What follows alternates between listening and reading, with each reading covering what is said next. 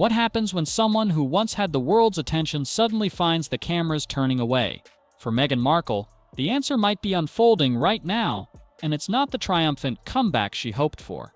In her latest move, Meghan dropped a confession that even her critics didn't see coming, and the timing couldn't be more alarming. With Netflix quietly bracing for disaster and the industry shutting its doors one by one, Meghan's gamble to take control of her own story may be the riskiest play of her career. But the question isn't just what she's planning next, it's why so many believe this could mark the final unraveling of her brand. It started with a single admission, the kind of line that instantly set off alarms. In a recent interview, Meghan Markle confessed that she no longer feels in control of her professional life. For someone who has spent years carefully curating every headline, every appearance, and every project, that's a startling statement. Some saw it as her first genuine moment in years, a crack in the polished image. Others dismissed it as just another strategic soundbite designed to stir sympathy and regain attention. But what made the confession even more explosive was the timing. Behind the scenes, Netflix was already struggling with her biggest project. The second season of Love Me, Negan was supposed to be her shot at proving herself as a long-term player in Hollywood. Instead, insiders say the series is being laughed off the internet before it even premieres. Marketing has stalled, anticipation is non-existent, and whispers inside Netflix suggest that top executives are furious with how it's all unraveling. So, while Meghan was admitting she'd lost control, the truth is that control may have been slipping away long before she said a word, and her next moves only raised more questions. For Netflix, Meghan was supposed to be a crown jewel, a bold partnership that promised prestige, global buzz, and endless viewers. But what began as a multi-million-dollar deal has turned into one of the platform's biggest headaches. Love Me, Negan, the show tied so closely to Meghan's name, was already on shaky ground after its first season drew ridicule instead of ratings. Critics shredded it as hollow and overproduced, while audiences simply tuned out. Instead of retooling the format or finding a way to win viewers back, insiders say the second season is being shoved out the door with a new label and little effort. The marketing campaign is virtually non-existent. Trailers have landed flat, press tours fizzled before they even began, and social media chatter is dominated by memes mocking the show before it premieres. Worse still, leaked test screenings suggest audience engagement is painfully low, a nightmare scenario for a streaming giant already under pressure to deliver hits. Inside Netflix, names like Ted Sarandos and Greg Peters are reportedly losing patience. The glossy partnership that once seemed like a smart gamble is now being viewed as a costly misstep, and instead of lying low and letting the storm pass, Meghan chose this exact moment to double down, in a way that left even her supporters questioning her strategy. When doors start slamming shut in Hollywood, word travels fast. Meghan has been shopping ideas across town, pitching concepts to some of the biggest names in entertainment. But one by one, the rejections piled up. Amazon's MGM Studios, not interested. HBO Max passed without a second thought. Other networks and platforms didn't even bother responding. For someone once considered a guaranteed headline, the silence was deafening. Insiders say Meghan came prepared with polished pitches, but studios saw the same problem: high risk, low return. Her brand, once powerful enough to spark global attention, had shifted into something unpredictable, even toxic. Every new project seemed to attract more backlash than support. A gamble few executives wanted to bankroll. That left Meghan with only one option: go it alone. If the industry wouldn't give her a platform, she would build her own. But instead of looking like empowerment, critics argue it's a move born out of necessity, a fallback plan dressed up as independence. And her announcement of a new project only fueled the debate over whether she's reclaiming control or just proving how much she's lost.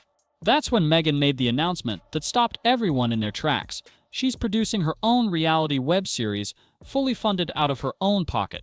No networks, no studios, no distributors, just Meghan, her team, and whatever audience she can scrape together online. She described it as humorous, raw, and educational, promising to finally reveal the real Meghan the world has supposedly misunderstood. On the surface, it sounded like a bold pivot, but the reaction was anything but flattering. Critics immediately branded it desperate, a last-ditch attempt to cling to relevance after the industry turned its back. The irony wasn't lost on anyone either. Meghan framed the project as proof of her independence, yet the only reason she was doing it alone was because no one else wanted in. And then there's the tone. Comedy? Relatable humor? That's never been Meghan's strong suit. Her public image has always leaned toward the serious and dramatic, not light-hearted or playful. To suddenly market herself as funny and unfiltered struck many as forced, like a brand new persona she was trying on for size. What she called freedom, others saw as a red flag, the kind of project born not from passion, but from necessity. But Meghan didn't stop there. In the same conversation, she revealed plans for another project that might be even riskier. As if the reality series weren't enough, Meghan also hinted at another move, writing a book, or possibly several. One concept would focus on the struggles of women in the entertainment industry. On paper, it sounds noble, a chance to highlight real challenges that often get buried under Hollywood glamour. But coming from Meghan, the timing raised eyebrows. Many felt it was less about shedding light on systemic issues and more about recasting herself as the misunderstood victim once again. The second idea was even more personal. Meghan suggested she might dedicate pages to addressing her critics head-on, especially those who tore apart her now infamous pregnancy video. The ones slammed as overproduced, inauthentic, and staged more for optics than sincerity. She claimed she wanted to pour her emotions onto the page and speak up for women facing online hate. But the reception was split. To her supporters, it sounded empowering. To her critics, it felt calculated, another attempt to weaponize vulnerability in order to reposition her brand. And the bigger question lingered, would readers take her words seriously when they came from someone tied to multi-million-dollar production deals, global media attention, and yes, a royal title?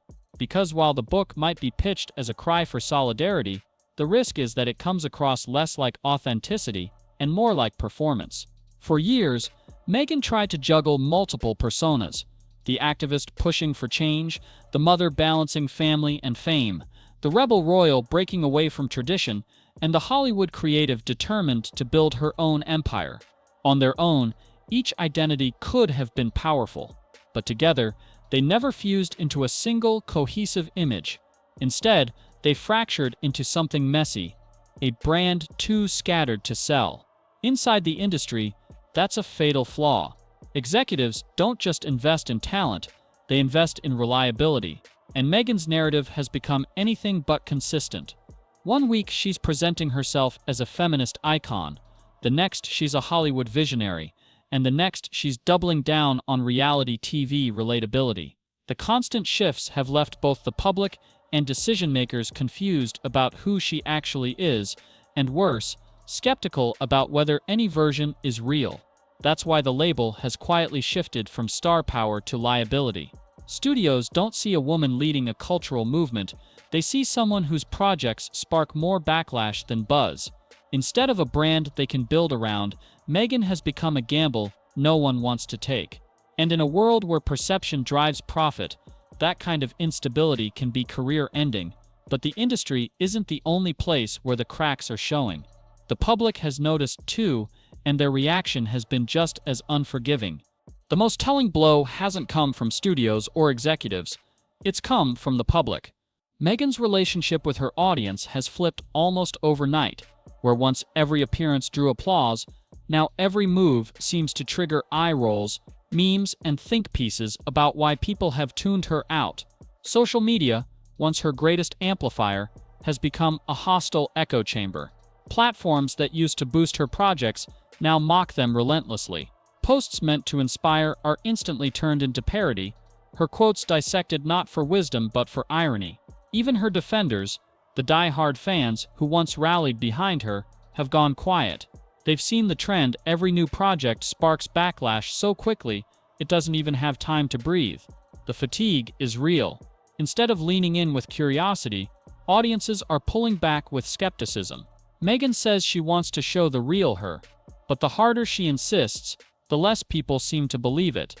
And in the age of constant online chatter, losing credibility with the public doesn't just sting, it erases your influence entirely. That leaves Meghan in a dangerous position, a figure still commanding attention, but for all the wrong reasons. And the way she's responding is only making the spotlight burn hotter. Instead of stepping back to regroup, Meghan is accelerating, launching more projects at once than ever before. A reality series, a potential memoir, maybe even merchandise down the line. On the surface, it looks like ambition, but to many, it reads as desperation, a frantic attempt to flood the spotlight before it fades completely. The problem isn't that she wants to create. The problem is that every announcement feels like a brand strategy meeting disguised as authenticity. She says she's being raw and unfiltered, but critics argue it's another performance, a rebrand dressed up as empowerment. The more she insists she's showing the real Meghan, the more people doubt there's anything real to see. And that's the trap. True comebacks don't have to scream for attention. They win it naturally. But Meghan's approach is starting to look less like resilience and more like panic. Every new rollout seems designed to remind the world she's still here, but instead of inspiring, it's exhausting. In her mind, this might be the beginning of a cultural shift. To the public, it looks more like the final grasp of a collapsing brand. At the heart of it all is a paradox. Meghan Markle can't seem to escape. She keeps declaring that she's powerful, that she's free, that she's finally in control. But the louder she shouts it, the less convincing it becomes. True influence doesn't need a press release. It doesn't need a reality show, a memoir, or a carefully packaged brand relaunch. It simply speaks for itself. Hollywood isn't sentimental. It runs on attention, money, and trust. And right now, Meghan isn't bringing any of those to the table. The projects keep multiplying, but the audience keeps shrinking. What should have been a comeback feels more like a warning, a signal of someone doubling down on chaos instead of regrouping with clarity. The real question isn't whether Meghan will stay in the spotlight, it's whether anyone still cares enough to watch, and that answer may be the most brutal truth of all.